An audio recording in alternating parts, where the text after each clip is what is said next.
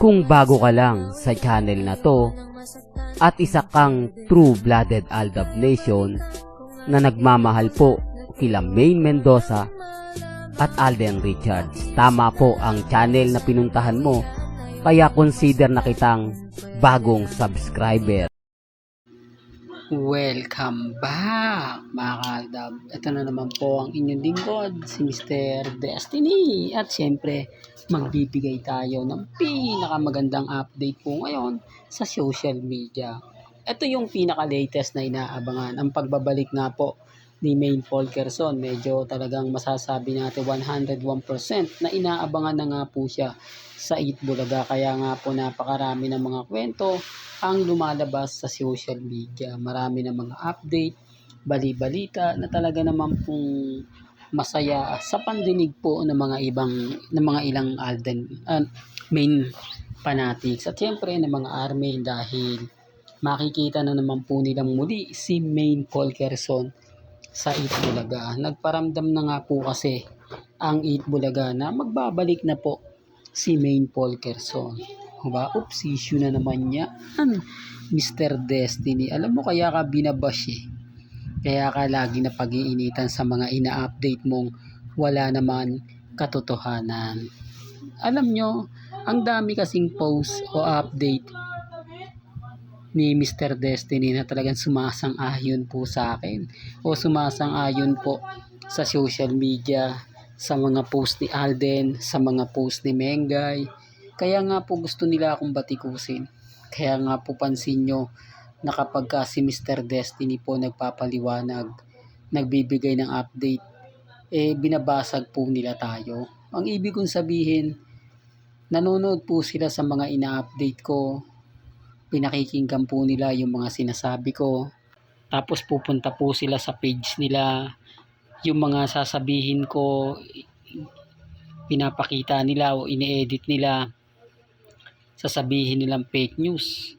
Pero ang kagandahan lang noon mga kaaldab, tumutugma po yung post ko kinabukasan. Although sabihin natin mga kaaldab na gaya nga po ngayon, hindi siya masyado pinag-uusapan. Pero bukas sa makalawa, trending po. Di po ba? Kaya nga po pinakita ko yung video kay Baby Teo yung sinabi po ni Nikki na kumbaga pinsan ni Matisun. Ayun yung mga ebidensya at resibo na maliit pa. Ibig kong sabihin, isa lang po yun sa 6,000 na video na in-upload po natin sa YouTube since 2015. Ang dami, no? Kaya nga po hindi ako magawang kumbaga kasuhan ng ano nga po ba tawag doon mga kaaldab, na kaso nasa dulo ng dila natin mga kaaldab. Hindi ko masabi, hindi ko mabanggit ano ba yan, hindi po ba? Kasi sabi ko nga po sa inyo mga kaaldab, kung gugustuhin po ng pamilya Fulkerson at pamilya Mendoza, nakasuhan po si Mr. Destiny, pwede po nilang gawin yan. Pwede po nila tayong, kaya lang po ang dami kong hawak ng ebidensya at resibo.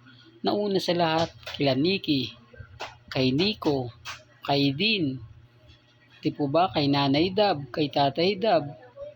Okay sana po mga kaaldab kung artista na po o ibig kong sabihin lumalabas na po sa pelikula sina Nikki, Colleen, Dean, ang mga kapatid ni Mengay at si Nanay Dab at Tatay Dab.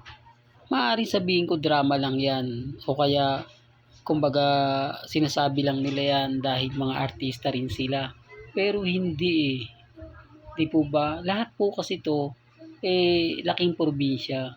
Yun po yung isa sa sinasabi ko. Hindi po ito laking Maynila na pinanganak na yung mga ginagawa ng mga matatanda o mga masasabi natin pamahiin ng mga matatanda hindi po ginagawa rito sa Metro Manila. And real talk to.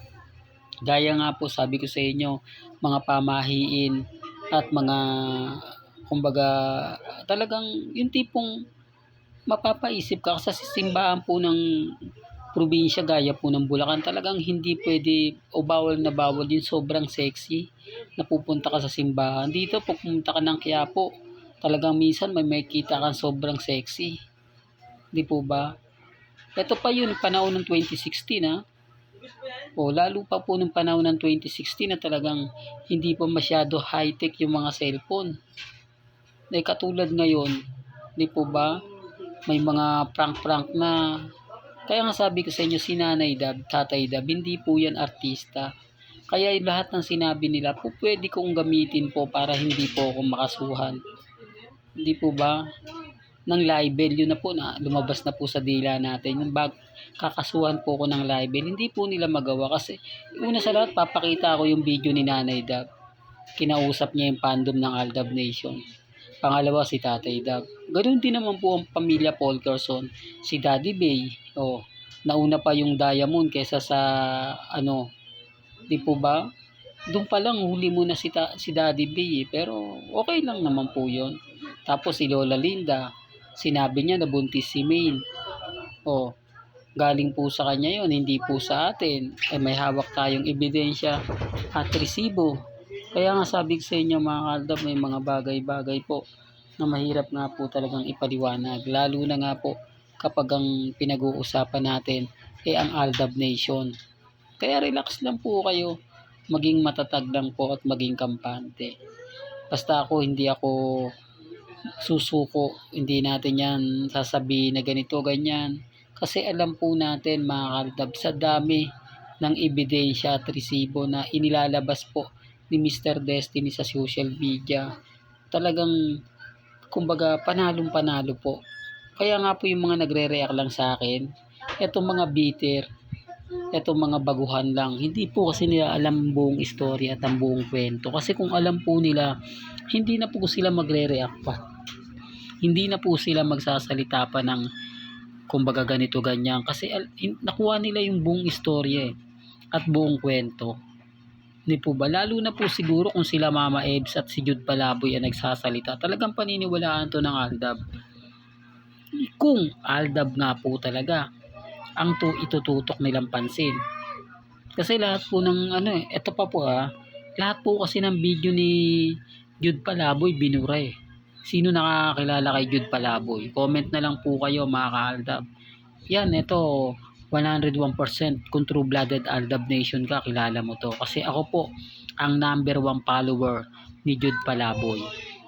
Dahil sa kanya po nalalaman ko kung saan si Maine, kung saan si Alden, kung anong oras dumating si Maine, at kung saan barangay po si Maine pupunta. Basta dito lang po sa Metro Manila.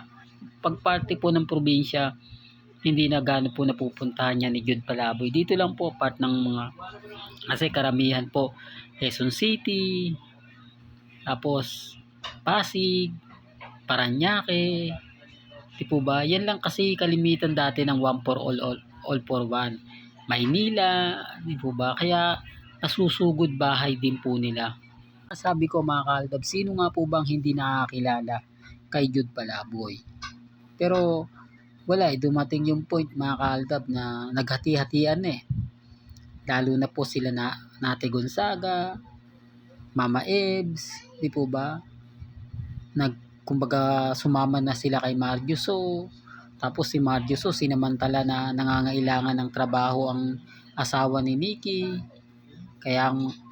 Pero nga sinabi ko mga ka-Aldab, matagal na yon.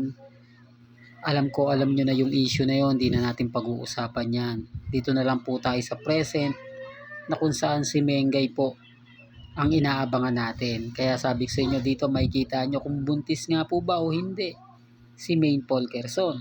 Po ba? Pero hindi tayo namimilit sabi ko nga po sa inyo, dito po sa channel ni Mr. Destiny, wala pong pilitan.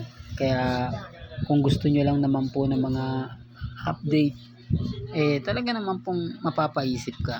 Di po ba? Pero ulitin ko, remind ko lang po, may kanya-kanya tayong pananaw, may kanya-kanya tayong opinion. Basta nandito lang po kayo sa channel ni Mr. Destiny, 101% updated po kayo.